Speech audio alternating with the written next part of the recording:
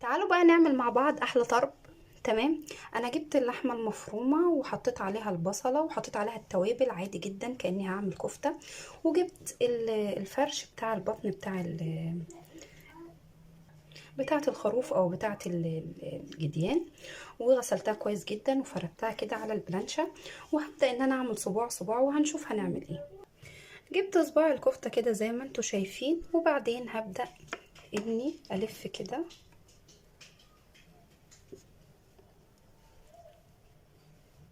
هبدأ كده الف كده وبس كده، وبعدين هقطع. تمام. زي ما انتوا شايفين بعد ما عملت الصوابع وحطيت لها